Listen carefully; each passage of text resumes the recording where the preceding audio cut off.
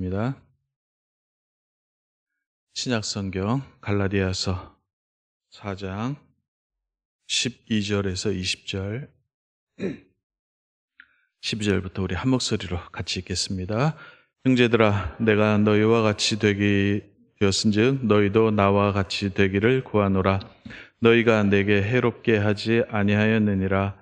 내가 처음에 육체의 약함으로 말미암아 너희에게 복음을 전한 것을 너희가 아는 바라.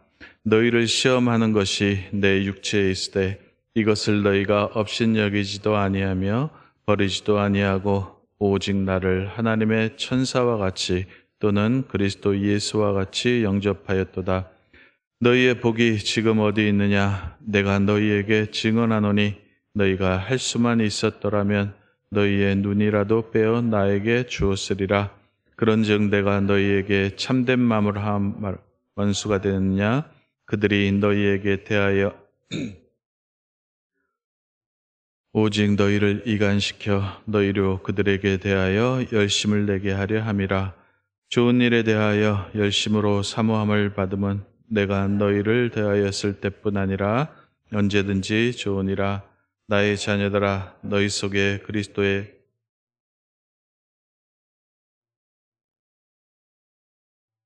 내가 이제라도 너희와 함께 있어 내 언성을 높이려 함은 너희에 대하여 의욕이 있음이라.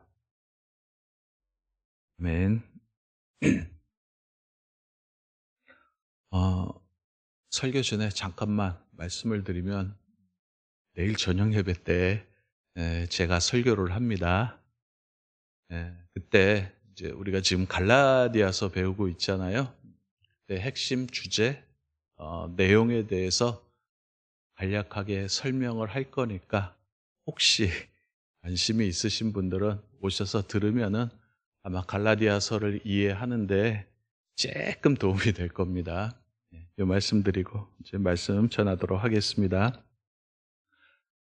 바울 하면은 이방인의 사도라고 불립니다. 본인 자신도 나는 이방인의 사도다라고 이해를 하고 있었고요. 그 이유는 아마 바울 사도가 주로 사역의 대상이 이방인들이었기 때문에, 유대인들이 아니라 이방인들이었기 때문에 그런 별칭이 붙은 것 같습니다. 그런데 사도 바울이 주로 이방 사람들을 대상으로 이방으로 다닌 이유는 그 속사정을 알고 보면은 그 예루살렘 교회에서 사도 바울이 인정을 받지 못했습니다. 정치적으로 얘기하면은 이제 주도권 싸움에서 패한 거죠. 그래서 어디로 가게 되냐면은 나는 그러면 이방으로 가겠다 해서 그 싸움에서 밀려서 바울이 이방인들을 주로 대상으로 해서 그렇게 이제 전도를 하게 되었습니다. 여러 지방을 다녔겠죠. 갈라디아 지방으로 다니면서 복음을 전했고 거기에서 교회를 세웠고 지난 시간에 말씀드린 대로 이 사도 바울은 마인드가 선교사입니다.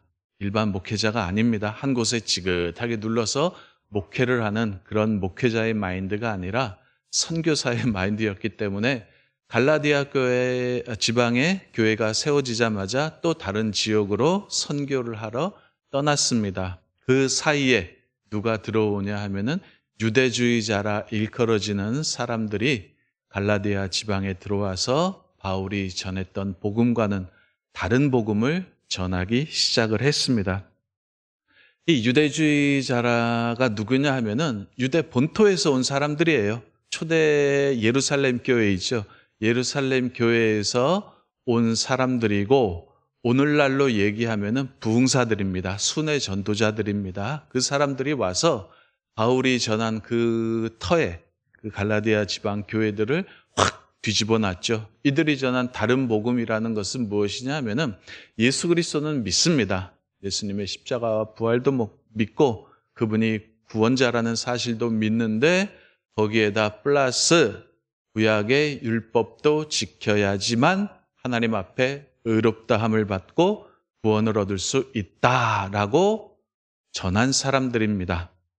바울은 뭐만 주장한 거예요? 오직 믿음으로만 주장을 했고 이 유대주의자들은 예수 그리스도 플러스 구약의 율법도 잘 지켜야 한다라고 주장을 했고, 이 사실에 대해서 사도 바울이 굉장히 이제 분노를 한 거지요. 복음의 순수성, 본질을 훼손시키는 거다. 거기다 율법까지 끌어들이는 거는 이거는 예수 그리스도를 욕보이는 것이다 라고 하면서 굉장히 분노하는 내용이 이 갈라디아서에 나옵니다. 당시에 바울만 그렇게 각지를 돌아다니면서 전도했던 것은 아니죠. 우리가 알지 못하는 이름 없는 많은 사람들이 지중해 연안을 돌아다니면서 복음을 전했습니다. 그들 가운데 한 명이 누구냐면 이 사도 바울이죠. 우리가 바울을 기억하는 이유는 바울이 편지를 썼기 때문에 그렇습니다. 그렇죠? 바울이 기록한 이 편지가, 이 글이 아직까지 지금까지 남아있기 때문에 우리는 바울을 기억을 합니다. 그리고 이 편지가 보존이 되고 전달이 되고 나중에는 성경이 되죠. 갈라디아서가 이제 성경이 되고, 이 편지가 기독교의 모습을 정하게 됩니다. 이후에 기독교의 모습을 정하게 되고 신학과 교리를 형성하는 그런 중요한 서신이 되죠. 당시에 편지들이 한두 통이 돌아다니는 게 아니었잖아요. 다른 사람들도 수많은 편지들이 왔다 갔다 했을 건데 하나님의 특별한 섭리로 말미암아, 은혜로 말미암아 이 편지가 보존되고 이 편지를 통해서 기독교의 모습이 만들어지고 신학이 형성되고 하면서 기독교의 어떤 중요한 역할을 하는 그런 편지가 되었죠. 아마 사도 바울이 지금 이 모습을 보면은 굉장히 놀라야 할 겁니다. 내가 그때는 그냥 편지 하나 쓴 건데 이 편지가 기독교 역사 2000년에 통해서 이렇게 중요한 편지가 되었구나. 내 편지 하나가 교회의 모습, 기독교의 모습을 만들었구나 하는 사실에 대해서 놀랄 거고, 또 다른 한편으로는 굉장히 무안하고 멋쩍을 겁니다. 왜냐하면은 이 갈라디아서가 성공의 기록이 아니잖아요. 그죠? 사실을 좀 심하게 얘기하면은 목회 실패한 겁니다.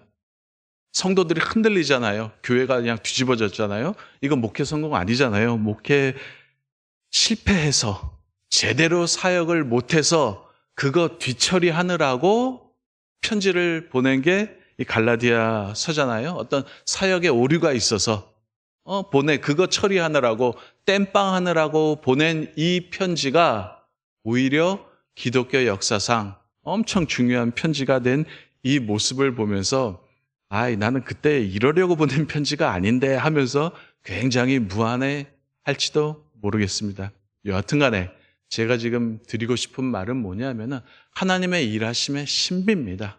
하나님께서는 우리가 생각하는 것보다 훨씬 더 크게 일하고 계시다는 것을 여러분들이 꼭 기억을 하시기를 바랍니다. 우리의 못남, 실패, 실수, 한심함, 이런 것들로 우리들이 쩔쩔맬 때, 이런 것 가지고 불안하고 조바심 낼 때 하나님께서는 오히려 이런 것 가지고 그분의 일을 해 나아가신다는 것입니다. 이런 것들이 다 뭐냐면 우리가 없애달라고 기도했던 것들이잖아요. 하나님 이런 것들 다 없애주십시오. 나의 그 조바심 나고 발 동동 구르고 한숨 쉬고 탄식하는 이런 것들, 불안해서 안타까워서 어쩔 줄 모르는 이런 모든 상황들, 사정들 하나님께서 다 없애주십시오 하는 게 우리들의 기도 제목이잖아요. 하지만 하나님께서는 이런 것 가지고 일을 하시죠. 우리야 장애물이고 방해거리일지 모르지만 하나님께서는 이런 것 가지고 전혀 구애를 받지 아니하십니다. 오히려 이런 것들을 사용하셔서 하나님께서는 그분의 일을 이루어 나가시고 우리네 인생과 삶을 만들어 나가시는 거죠. 이런 것들이 우리의 약점, 부족함, 실수, 실패 이런 것들이 하나님께는 전혀 문제가 되지 않습니다. 오히려 이런 것들을 통해서 그분의 일을 이루어 나가시는 거죠. 이러한 하나님에 대한 신뢰가 있기를 주님의 이름으로 바랍니다. 우리가 믿는 하나님은 어떤 하나님이시냐 하면은 죽음을 생명으로 바꾸시는 그런 하나님이십니다. 그리고 이미 끝난 일도 뒤집으시는 그 하나님이시라는 것을 여러분들이 꼭 믿으시기를 바랍니다. 실수, 수치, 창피함, 한심함, 불안, 초조, 억울함, 컴플렉스 이런 것들이 전혀 문제가 되지 않고 이런 것들을 통해서 하나님께서 우리네 인생을 만들어 나가십니다. 살다 보면 물론 잘한 것도 있어요. 성공한 일도 있고 잘된 일도 있겠지요. 그죠? 이런 것들은 우리에게 한때 기쁨을 줍니다. 하지만 여러분들 한번 잘 생각해 보시기 바랍니다. 무엇이 여러분들의 인생을 만들어 왔고 지금의 나를 만들어 왔나? 이런 것들을 생각해 보시면은 아마 잘하고 성공한 일보다는 나를 더 깊게 하고 성숙하게 하고 성장하게 했던 것들은 눈물과 한숨과 안타까움과 컴플렉스, 열등감 이런 것들이 나를 만들어 왔죠. 이런 것들을 통해서 하나님께서 지금의 나를 만들어 오신 겁니다. 하나님 지금 어디 계시냐, 뭐 하고 계시냐 하는 그런 순간에도 내가 답답해하고 탄식하고 눈물 흘리고 한숨 쉬는 그 순간에도 하나님께서는 일하고 계시다는 것을 여러분들이 꼭 잊지를 마시기를 바랍니다. 다시 한번 말씀드립니다. 하나님께서는 여러분들이 여러분들 스스로를 생각하시는 것보다 훨씬 더 크게 일하고 계십니다. 그리고 아무것도 안 하시고 계시는 것 같은 지금 이 순간에도 지금도 하나님께서는 일하고 계시다라는 것을 여러분들이 꼭 기억을 하시기를 바랍니다. 여기에 대한 신뢰가 있어야 돼요. 믿는 사람들은요. 지금도 하나님께서는 내가 모르지만 신비한 방식으로 그분의 방식으로 지금도 일하고 계시다. 그리고 지금도 일하고 계시는 그 하나님은 내가 생각하는 것보다 훨씬 더 크게 그분의 일을 해 나아가고 계시다 하는 그런 믿음과 소망이 여러분들에게 있기를 바랍니다. 오늘 내용도 보면 그런 내용입니다. 오늘 쭉 함께 이제 읽으셨지만 여기에 보면 이제 바울의 애정이 드러나죠. 갈라디아 교인들을 향한 바울의 애정이 드러나고 뿐만 아니라 바울의 그 안타까움, 불안함, 조바심 이런 것들이 이제 잘 표현이 됐는데 우리가 읽은 그 앞장부터 쭉 살펴보면은 다양한 방식으로 사도 바울이 이 변심한 갈라디아 교인들을 향해서 계속해서 여러 가지 방식으로 이제 설득을 하는 내용들이 쭉 나옵니다. 야, 좀 생각 좀 해봐라. 너희가 성령을 받았는데 그 성령을 받은 것이 율법 잘 지켜서 받았느냐 아니면은 듣고 믿음으로 받았느냐 한번 생각해보라. 이런 말을부터 시작을 해서 이제 역사적 사실까지 동원하죠. 야, 너희들이 그렇게 대단히 여기는 아브라함을 봐라. 아브라함도 믿음으로 의롭다함을 받았다. 그리고 아브라함 때는 율법 자체가 없었단다. 이런 말을 쭉 계속을 합니다. 그리고 아브라함이 그 계시를 받은 것이 하나님의 약속을 받은 것이 믿음으로 받은 거지 율법을 지켜서 받은 거는 아니지 않느냐. 이렇게 그리고 그 약속은 하나님으로부터 직접 받았고 너희들이 이렇게 중요하게 여기는 이 율법은 한 달이 걸쳐서 받은 거다. 이런 것들을 보면은 역사적으로 보거나 신학적으로 보거나 너희들 그렇게 속으면 안 된다. 믿음이 우선이란다. 믿음으로 의롭다함을 받는 거란다 하고 사도 바울이 쭉 여러 가지 다양한 방식으로 예를 들어서 이제 설득을 하고 있고 애원하고 호소하는 장면이 쭉 나오다가 오늘 본문에는 어떤 장면이냐면은 급기야는 감정적으로 호소를 하는 겁니다. 야, 너희들이 나한테 어떻게 이럴 수 있느냐 하는 그런 내용입니다. 야, 우리가 그런 사이는 아니지 않느냐 하고 그들의 이제 감정을 움직이는 그런 대목입니다. 13절부터 제가 한번 읽어볼게요. 내가 처음에 육체의 약함으로 말미암아 너희에게 복음을 전한 것을 너희가 아는 바라. 14절 너희를 시험하는 것이 내 육체에 있을 때 이것을 너희가 업신여기지도 아니하고 버리지도 아니하고 오직 나를 하나님의 천사와 같이 또는 그리스도 예수와 같이 영접하였도다. 15절 너희의 복이 지금 어디 있느냐? 내가 너희에게 증언하노니 너희가 할 수만 있었더라면은 너희 눈이라도 빼어 나에게 주었으리라.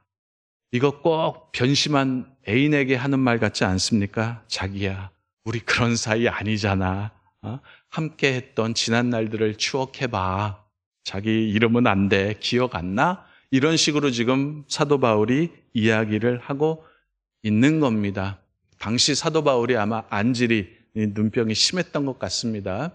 야, 우리가 눈이라도 빼어줄 그런 사이 아니었냐? 간이고 쓸개고 다 빼어줄 그런 사이였는데 너희들 지금 이러면 안 된다 하고 사도 바울이 그들의 감정에 호소하고 있는 것입니다. 17절 볼까요? 그들이 너희에게 대하여 열심을 내는 것은 좋은 뜻이 아니요 오직 너희를 이간시켜 너희로 그들에게 대하여 열심을 내게 하려 함이라. 걔가 그러는 건 너를 좋아해서 그러는 게 아니야. 네 돈 빼먹으려고 그러는 거야. 정신 차려 이놈아 하고 이런 말을 하는 겁니다. 사도 바울이 갈라디아 교회 성도들에게 그러는 겁니다. 야, 정신 차려. 그들이 좋은 뜻으로 그러는 게 아니라 너희들 이용하려고 하는 거니까 똑바로 차려라 하고 이렇게 말을 하는 겁니다. 그리고 19절, 20절에도 쭉 읽어보시면은 복음의 진리를 향한, 그리고 갈라디아 성도를 향한 바울의 그 안타까워하는 심정이 이렇게 오늘 본문에 구구절절히 쭉 나와 있습니다. 자, 이제 오늘 말씀의 결론을 간단하게 말씀드리면은 그냥 복음의 진리를 바르게 알라라고 결론을 맺도록 하겠습니다. 오늘날도 그렇습니다. 특별히 오늘날은 성경을 둘러싼 수많은 소리들이 우리에게 들립니다. 그 수많은 사람들 가운데는 목사들도 있고 다른 일반 성도들도 있고 신학자들도 있고 다양한 사람들이 방송을 통해서 유튜브를 통해서 다양한 목소리를 냅니다. 성경을 빙자해서 다양한 목소리를 내는데 그 수많은 소리들 가운데서 여러분들이 진리와 생수의 말씀을 분별을 하시기를 바랍니다. 물이라고 다 같은 물이 아닙니다. 부정물도 있고 더러운 물도 있고 그리고 이물질이 섞인 오염된 물도 있고 마셔서는 안 될 물도 한꺼번에 쏟아져 나오는 이 세대 속에서 여러분들이 그 속에서 생수를 분별을 하셔야 됩니다. 그 분별의 책임이 누구에게 있는 거예요? 여러분들에게 있습니다. 잘 듣고 분별하셔서 진리의 말씀 위에 굳건하게 서시기를 주님의 이름으로 바랍니다. 기도하겠습니다. 말씀 생각하면서 기도하시고요. 또 교회를 위해서 기도하실 때 담임 목사님, 원로 목사님 위해서 기도해 주시고 또 교회의 여러 어려움을 겪고 있는 성도들을 위해서 또 이렇게 장로님들 또 컨퍼런스 가셨는데 위해서 기도해 주시고 여러분들의 개인적인 기도 제목 놓고 기도하시다 평안히 돌아가시기 바랍니다. 기도합니다. 주여